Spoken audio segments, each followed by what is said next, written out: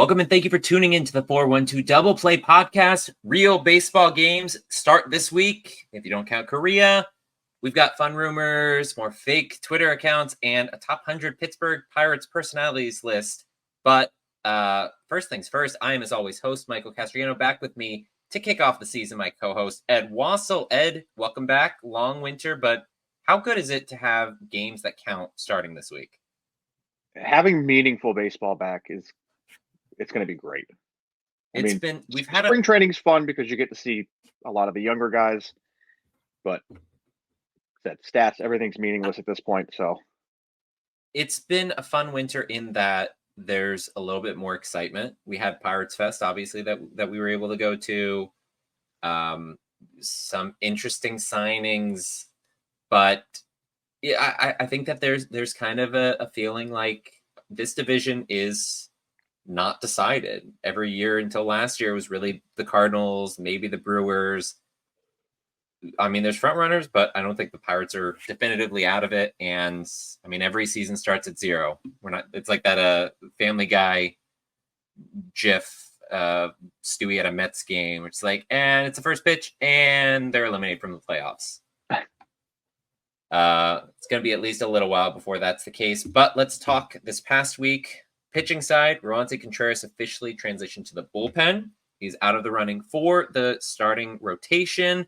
He did fairly well in his one outing there. Martin Perez, he looks better than he has ever had, even better in this 2022 season. He had 2 starts this past week. I think he didn't allow an earned run in either of them. Jared Jones continues to dominate. 0 earned runs this spring, 16.1 innings, just 3 unearned runs. Offensively, O'Neal Cruz, he dropped off his torrid 100-plus home run pace this spring. He only slugged 2 this past week. But Ke'Bryan Hayes continuing to swing a hot bat, 905 OPS last week. Jared Triolo, 972 rate. The team has some issues, but overall, I mean, I know I'm like the Pirates podcast optimist, but Ed, I think they look good. What have you liked the most about the Pirates this spring?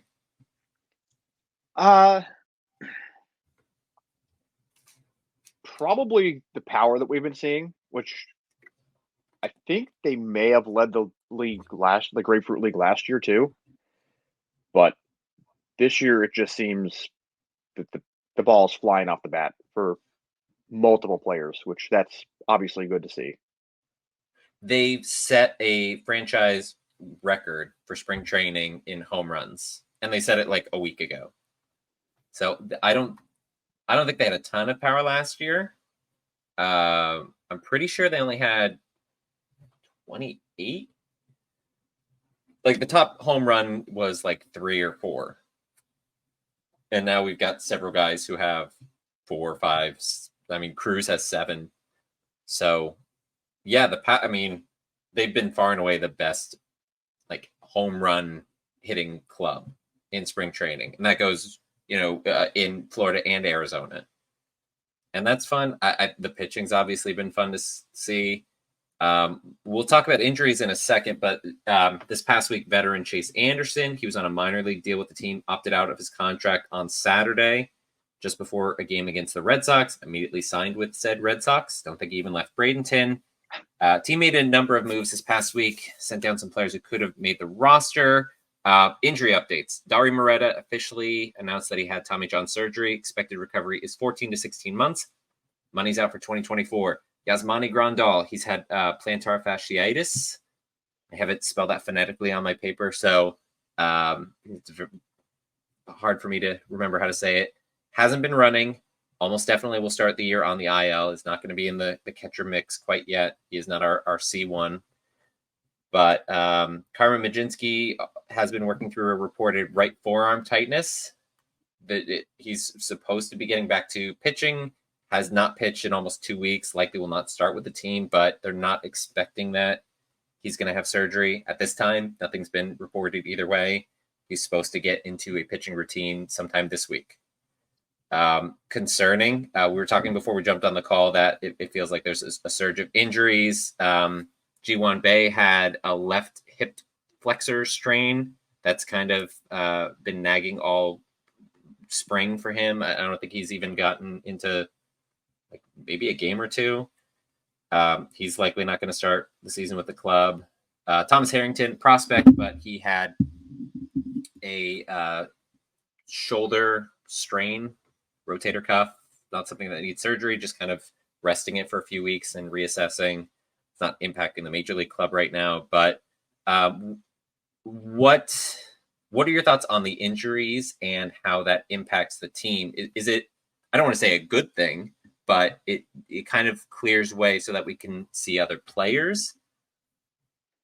I mean, what is your big takeaway from these injuries? For me, it sucks because I think it was guys that were clearly going to make the 26 man for the most part. So that's rough for me, knowing that you had someone you knew was going to be on your roster. So I mean, it's nice being able to see some other players, but I'd much rather it just not happen at all. Yeah, I mean, another thing that's been happening with the team is this Florida flu. Many players in the Pirates clubhouse have missed time this spring due to the virus, made its way through the team. Colin Holderman reportedly lost 15 pounds, ended up in the hospital as a result of the illness. He is not reported. He's stated outright he's not ready for the season. He's going to start on the IL. Palacios and Peguero, they each missed significant time. Ended up with both of them being optioned to start the year, kind of build their reps back up before rejoining the Pirates. Because of that, Triolo secured that second base job, but our outfield is not really settled. Our bullpen is not really settled. The rotation, there's still some question marks. Shelton told the media today, Sunday, March 24th, that they will make their decision within the next 24 hours. So if you're listening to this, you likely know more than we do, but we're going to go ahead and speculate on which 26 will head to Miami for the first game of the season this Thursday. Ed, do you want to talk through some of the obvious ones, or do you want me to take away? Yeah, we can rattle off some obvious ones. Obviously, the outfield right now looks like Reynolds, Sawinski, and Taylor. Fourth outfield spot's kind of in the air right now. Infield, you obviously have Hayes, Cruz, Triolo, and I can only assume Tellez is going to start at first. Seems like it, for better or worse. Kutch is going to be DH, and I don't see anybody but Davis starting behind the plate. So that's my starting nine. Well, starting 8+ pitcher. No, it's starting 9, DH. Starting 9, yeah. And then looking at the bench, and it's Ali Sanchez reportedly had cleared out his locker today, so it looks like Jason DeLay is the only one left there. He'll take over as backup, at least to start the season. Alika Williams is still in camp. Defensively, he can play solid middle infielder, even though he looks like he's swinging a pool noodle when he's at the plate. He potentially will be making the club. Connor Joe, he's seen a lot of time in the outfield this spring, but he also would be the platoon option at first base for Tellez. And then that leaves really one more spot. I'm thinking Billy McKinney. He's had a really strong spring. It adds another lefty bat to the lineup, which doesn't have a ton overall. It's pretty much Cruz, Reynolds a switch hitter, Sawinski, and Rowdy. So I think there's a possibility, especially with the strong spring that he's been having. Do you have any thoughts on McKinney and whether he's done enough to earn a spot on the team this spring? I mean, he's really taken advantage of the opportunity he was given. He lit it up so far. I know we always talk about you can't dive that deep into spring training stats, but it's kind of hard to overlook at the same time. It's like you can't bring him in and then not have that as the purpose. You need a lefty bat. Olivares has an option. Edward Olivares, he was someone who was expected to make the club. He hit a home run in the game the other day. 3-run shot. I think it was his first of the spring. Ended up being the game winner. But overall, he hasn't quite been what you wanted. And yeah, so in my mind, I'm seeing McKinney. They would have to clear a 40-man spot. Seems like they've already cleared one. But again, we're recording this on Sunday night, so you guys know more than we do. Moving to the rotation and the bullpen, I'll go ahead and kick this off. We've got Mitch Keller, Martin Perez, Marco Gonzalez, and then question mark, question mark. Right now, if I were to say who makes it, Jared Jones, again, has had just an amazing spring. Nobody's pitched 16 plus innings and had unearned, like no earned runs except Jones. And then for the fifth one, it could be Luis Ortiz. I'm thinking possibly just Quinn Priester and move Ortiz to the bullpen. I just feel like he's better suited there. Who do you feel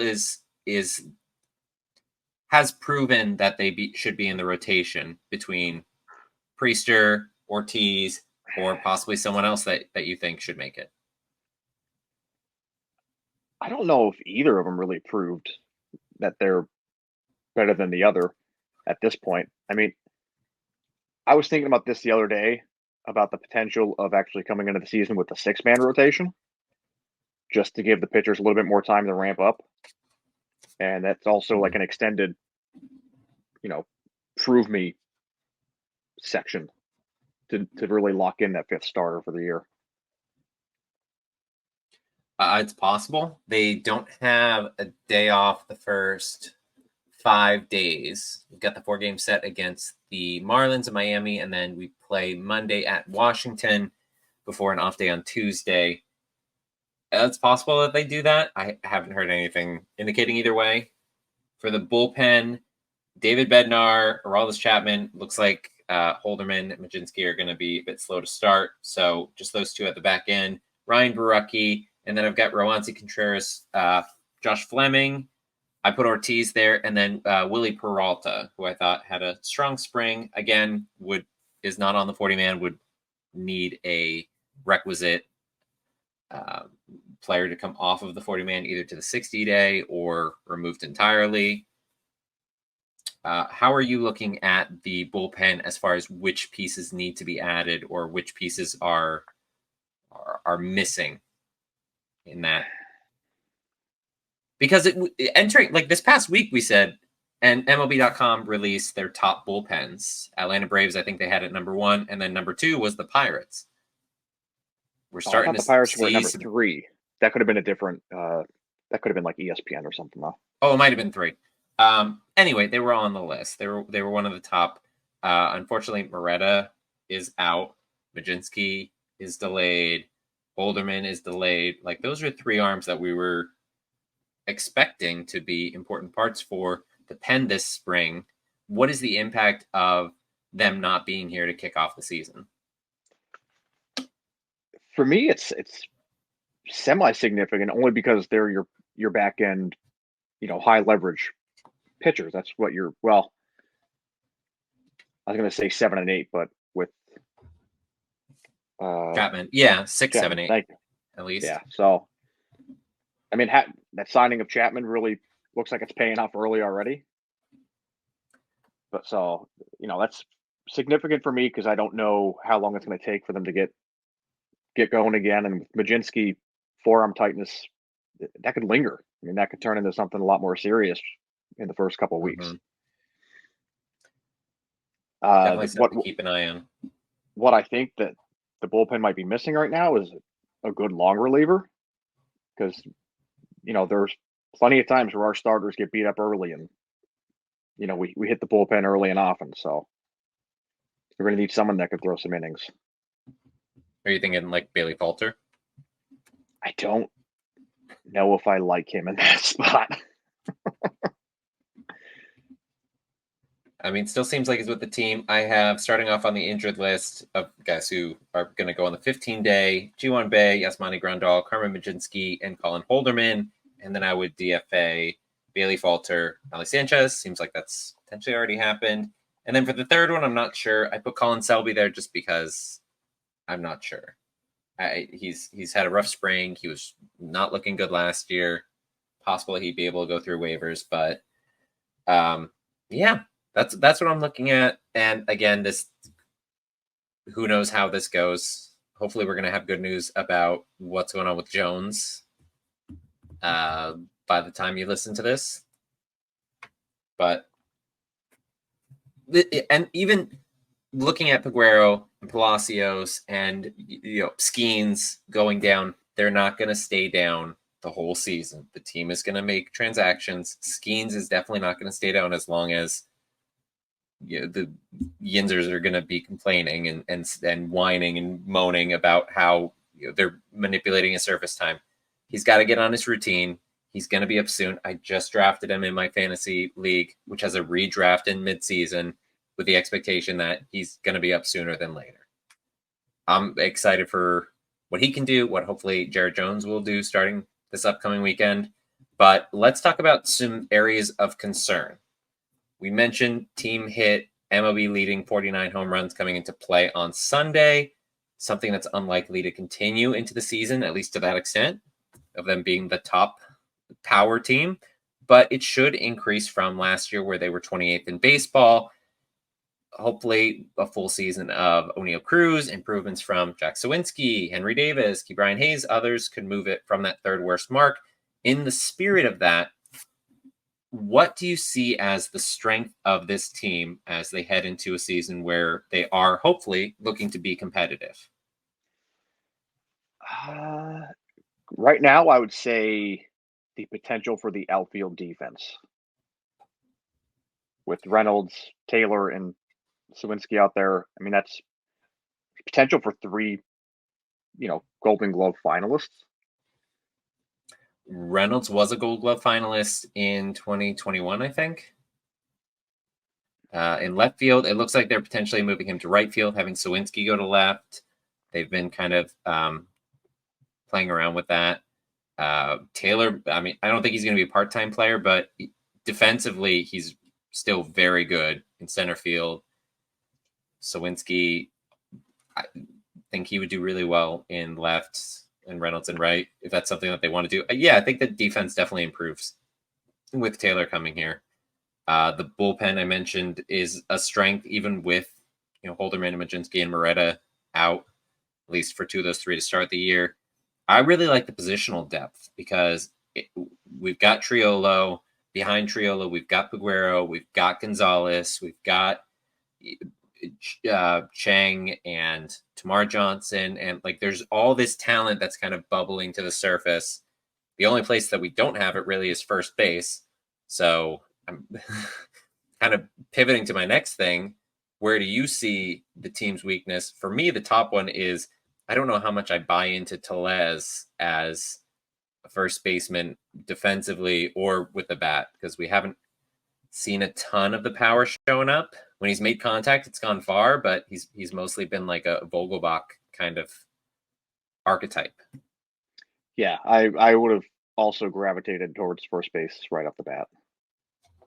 And it's rough because, like you said, we have no depth there. There's nobody really in the minors that's anywhere near the MLB level that we have at first base. I mean, we've got. I don't want to recant on that. I'm most concerned about Rowdy because the job is his to lose. But Jake Lamb, it looks good there defensively. He's on a minor league deal. Matt Gorski, he's played first base and outfield. I think that he rates better in the outfield, but there's a potential for him. Malcolm Nunez, talked to Jack McMullen last week about him. He's done a lot of reps at third base, and I think that's where the team wants to try to work him out.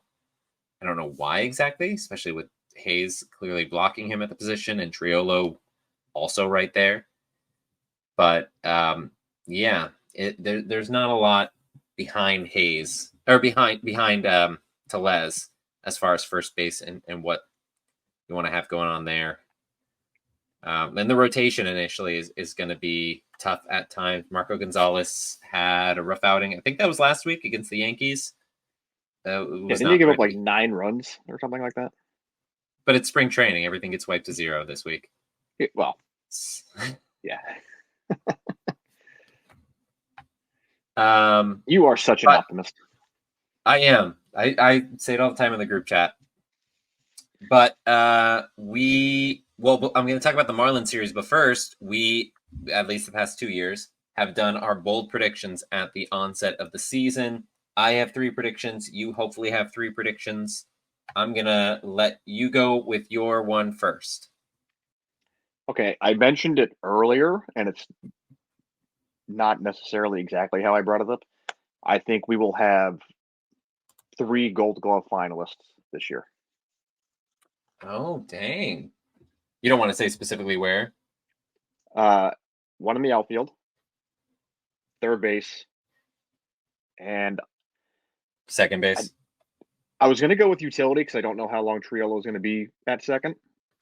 Oh, okay. But basically, wherever Triolo was at was going to be my last one.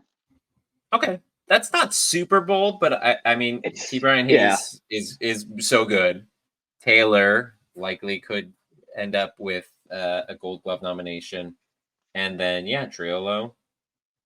It would have been bold if you were like first base is where I see that happening. Okay, but I like it. All right, my first one is that Cruz, Reynolds, and Sawinski combined for 100+ home runs. It's also not super bold because Cruz on his own is going to hit 100+, just shatter all these records. But you got to think that's those three guys averaging 33+ home runs, and none of them have hit that much in their careers. So, your thoughts on that one? it's bold, but kind of like you were saying with my prediction, it's not that far out. Achievable. Yeah. It's achievable. All right, what's prediction number 2 from you? Bednar is going to lead the league in saves.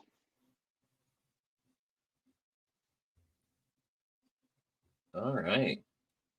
The only thing that could hold him back from that is injuries because Right. he either tied it with Camilo Duvall last year or he was in second. I think he tied Duvall for the lead in the National League, and then Clase, I think, had the most.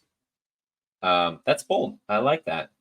My number 2 is also with the relievers. I have that Aroldis Chapman leads relievers, all relievers in baseball in F-WAR because you look at the kind of line that he put up last year between the Royals and the Rangers in a setup capacity, which was something he wasn't doing previously. And the advanced metrics showed really strong numbers. I think that it's going to reflect strongly this year. He had the second highest strikeout percentage of all pitchers with 60+ innings, behind only Felix Bautista of the Orioles. Velocity was down a little bit in the game today, which was a bit concerning, but came back. Chapman is just such a win. I'm really excited to see what he's adding to the team. And the dude is just built. Like talking to people who were down there and walking past him, and they're like, "Yeah, you think like he's a man who transformed from a bull because he's just like busting out of his shirt." Prediction number 3. All right. Prediction number 3. Pirates are going to finish the season with 87 wins. Oh, you one up me because I have that they win 85 games and squeeze into the playoffs. Because I honestly, 85 games could get wild card, or in the NL Central could even be win the division. Just because we don't really know how it's going to go. Who do you think is the front runner for the division? Gosh, I don't know if there is one. I mean, Cardinals still have Goldschmidt and Arenado, so that's cool for them. But the majority of their offseason moves weren't big ticket items. Yeah, Gray starting the year on the injured list shouldn't be like super long, but still something. And their other acquisitions like Lance Lynn and Gibson, like they're not great. Cubs have Miles what? Michaelis is their opening day starter. Cubs have Swanson and Bellinger. And Imanaga and Justin Steele. Like people are saying it's the Cubs, and people are saying it's the Cubs because. And I was talking to my nephew and brother-in-law today about this because of the acquisition of Craig Counsell and how much he's going to bring to the team. And I'm going to pose this question to you that I asked them: how much impact does a manager have on the team? A huge impact. As far as like them to win. If the talent is there, they should win regardless of like whether it's David Ross or Craig Counsell. Nah, I disagree. You think the Cubs are going to be a better team because of I'm Counsell? not saying that anything with Counsell. I'm just saying that a manager is a lot more important than you're making it out to be. I mean, I know that they inspire, they make the lineups, they make the pitching changes, but it's also look at the Rangers this year. That was the example they gave because Bruce Bochy came in and led them to a World Series, and he's just a winner and he knows how to win. And I'm like, all right, that's a good point. I mean, you can even look at the Phillies a couple of years ago when Girardi was there. It's like that team was built to be outstanding. They weren't. They fired him. Thompson came in and turned that team right around. Yeah. All right. Well, I think that I'm sold, but let's talk about the opening series for the Marlins. Yeah, I mean, there's more examples. Those are just the two most recent I can think of off the top of my head. They're good ones. The Bochy situation, I mean, if we got a former World Series, the thing I said is Joe Madden went to the Cubs, who already had the pieces in place, and they went and they, made the playoffs, and then the following year they won the World Series. Then he went to the Angels, who had some pieces in place, and if anything, they did worse under him. So it might just be the environment, and it wasn't a right fit for him, but I just don't know if it's always like, oh, if we get the best manager, if we go and we get like Buck Showalter and bring him in, or we get like the Angels got Ron Washington, great manager, great like coach for players. Is he going to be the right fit for the team to get them success? Probably not. They don't have enough talent there, but it's a Pirate show. We're not going to talk too much about that stuff. Marlins series, 4-game series starting this Thursday through Sunday. The Pirates will have Keller, Perez, Gonzalez, someone else likely go in some order. Marlins, I honestly don't know who their pitching staff is. I know they've got Jesus Luzardo, they've got AJ Puck, Sixto Sanchez, but Yuri Perez is injured. Edward Cabrera is injured. I'm really not sure who the fourth starter or even their fifth starter is. Yeah, they went from having like a lot of rotation pieces to not many at all. Yeah, they are probably really glad they didn't trade any of their guys. Although if they traded Cabrera, it wouldn't have mattered. But health has kind of been an issue. In recent years, Sixto Sanchez hasn't pitched since the 2020 NLDS or something like that, I read. So we'll see, at least not in a non-spring training game. We'll see how that goes. Top players to watch for the Marlins. Josh Bell exercised his contract to stay with the Marlins this past offseason. Was a trade deadline acquisition from Cleveland. Posted a 119 OPS plus. 53 games with the team last year between first base and DH. Jake Burger, he came over from the White Sox at the deadline. 860 OPS. 53 games between those two. A potentially healthy Jazz Chisholm. Team has some oomph in the lineup. The Pirates started strong last year despite dropping the opening series against the Red. Hoping that southern surge of power continues in Florida. Ed, not knowing who's starting which games or even who's on our 26 man, because again, hasn't been announced. We've got one more spring training game to go. What are your predictions for the upcoming series, the opening series against the Marlins? I'm going to say they're going to go 3-1. That's bold. They've got, do they have a new manager, the Marlins? I know they changed everything with the front office, but yeah, because Mattingly was their manager last year, right? Yeah, I think so. I guess it was last year. So, yeah, I agree. I think they're still going to be in an adjustment phase. And they're, again, rotation is in flux. So we'll see exactly what they do. I also am saying that they take 3 of 4 against the Fish. Hopefully that's going to be a fun I'm bold, start. but it's okay for you to say it.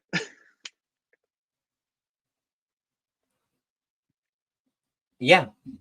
Oh, okay. All right. Anything else that you want to talk about with this team?